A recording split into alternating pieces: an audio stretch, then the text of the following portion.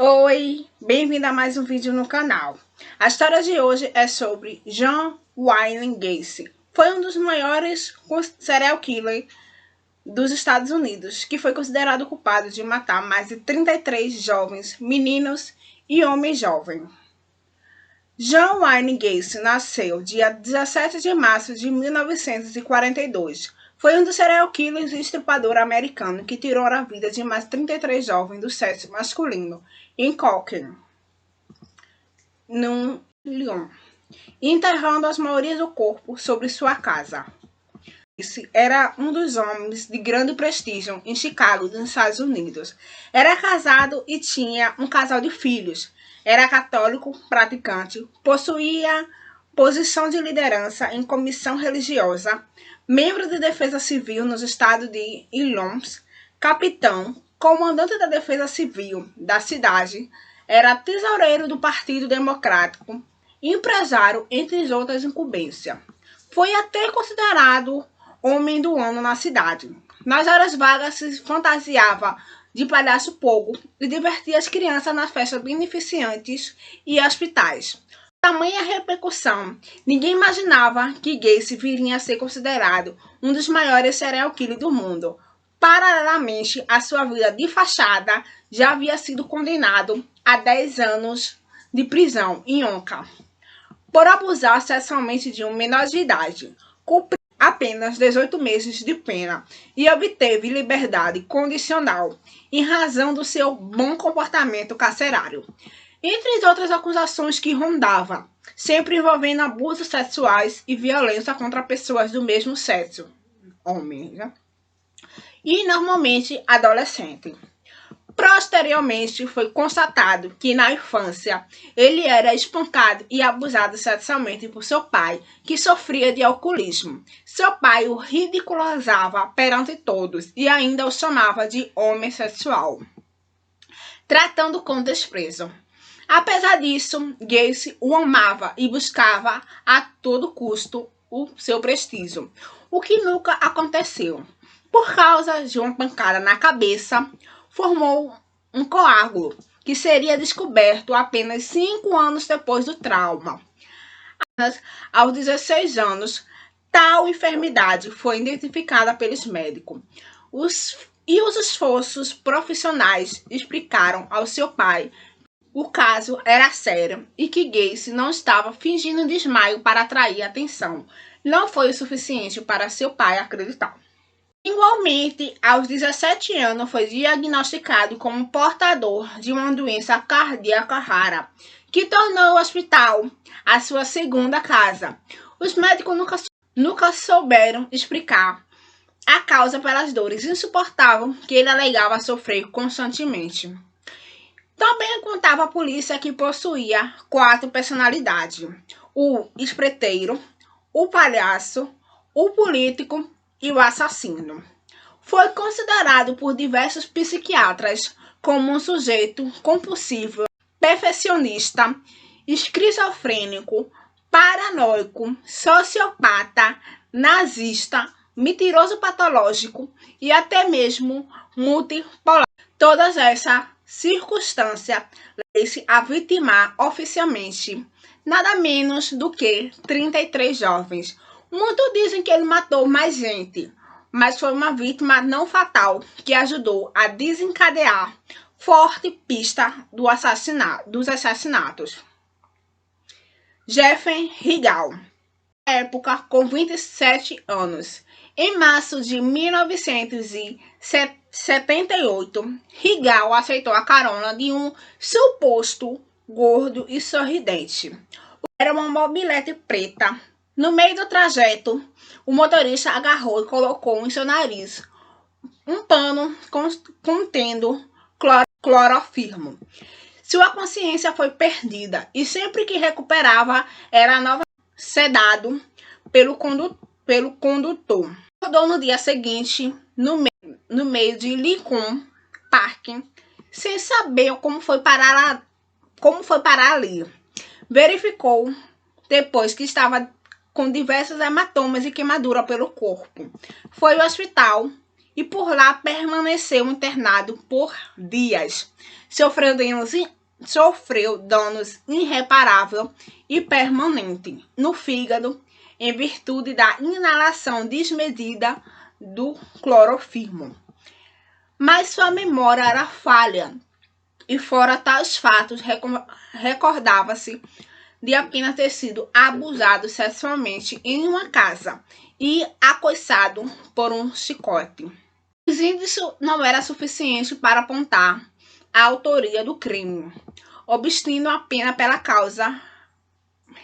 Rigal, após quase um ano do episódio, lembrou-se de uma avenida que avistou durante o sequestro. Não pensou duas vezes em deslocar-se ao local e guardar os dias em um dia frio. Uma mobilete preta transitava pela rua quando finalmente disparou com o carro, seguiu e adivinha onde o motorista estacionou o carro? Na casa de Gacy. Rigal, então, fez uma queixa-crime contra seu abusador. Gacy, perante as autoridades, atraía suas vítimas mediante com promessas de empregos ou dinheiro em troca de sexo. Uma vez seduzida, era algemada, violentada sexualmente, torturada e morta por estrangulamento com uma corda ou um pano. Normalmente, durante as torturas, fantasiava-se de palhaço pogo, gostava de passar uma passagem bíblica em meio à execução criminosa. Quase todas suas vítimas estavam enterradas embaixo do chão da sua casa, que havia sido construída arquitetonicamente para tais fins. Explicou à polícia que no momento em que não havia mais espaço físico na sua residência para enterrar os mortos, começou a dispensá-la no rio de Des-Pines, em Illinois. Durante os julgamentos, as teses revezavam. As acusações alegavam que Gacy tinha condições mentais de entender a ilicitude e a gravidade dos seus crimes. A defesa, por sua vez, sustentava que o homem era doente mental e não devia ser submetido a uma pena de reclusão. As principais testemunhas de Gacy foram sua mãe e suas irmãs, que puderam confirmar os constantes abusos e agressões realizadas pelo pai. Todos os amigos disseram expressivamente aos jurados que Gacy não era insano, o que prejudicou e muito a estratégia de seus advogados. A testemunha-chave para a acusação foi justamente o sobrevivente, Rigal, que durante suas declarações chorava e vomitava compulsivamente. E realmente teve que ser paralisado por diversas vezes para que o rapaz recuperasse psicologicamente e prosseguisse o seu depoimento. Ao final, o júri decidiu que John Wayne Gacy era imputável e culpado pelas mortes de 33 jovens. Foi sentenciado à pena de morte de injeção letal.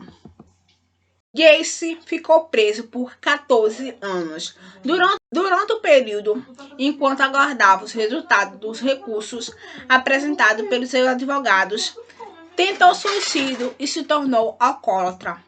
Foi na pintura artística, contudo, que encontrou alguns confortos. Tinha autorretratos, personalidades conhecidas como Hitler, Charlie e mais alguns. A principal era os palhaços.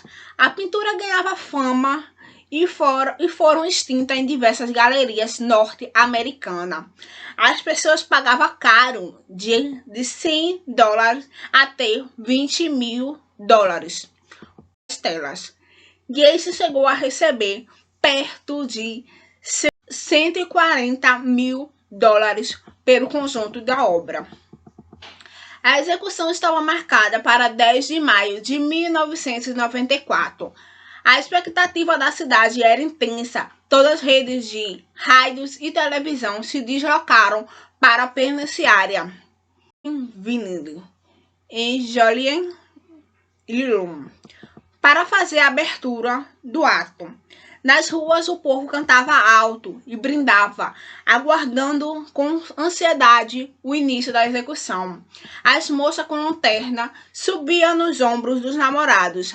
Rapazes vestiam roupa com um nome escrito: nenhuma lágrima para o palhaço. Às medida que as horas passavam, a cantoria era entoada com mais entusiasmo. No lado de dentro, Gacy desfrutou a última refeição da sua vida: frango, camarões, batatas fritas e morangos frescos.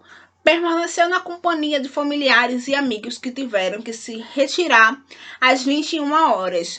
Os preparativos finais começaram por volta das 23 horas. Exatamente às 00h01, o homem foi movido da sua cela, amarrado em uma maca e encaminhado para a câmara de execução. Através de uma janela, testemunhas acompanhavam o ato atentamente. Gacy teve a oportunidade de pronunciar suas últimas palavras, que foi "my ass", que significa chute na minha bunda. Recebeu então 4 doses intravenosas em sequências: solução salínica, sódio tiopinal para dormir, brometo de bancurone para paralisar os aparelhos respiratórios e, por fim, coreto de potássio para cessar os batimentos cardíacos. No decorrer do procedimento, o tubo pelo qual passava o soro estava sendo ministrado entupiu. Enquanto Gacy bufava, os executários fecharam as janelas e tiveram que trocar o tubo por um novo. Após 18 minutos, o palhaço fechou seus olhos para sempre. Provocou o alívio do povo que cantava no lado de fora. Contudo, para os pais que perderam seus filhos, a despedida de Gacy de nada iria confortar. Com sua morte, o paradeiro dos jovens que tiveram suas vidas suprimidas jamais seria revelado. Esse foi a história de John Wayne Gacy. Espero que vocês tenham gostado. Curte e se inscreve para mais vídeos. Tchau, até o próximo.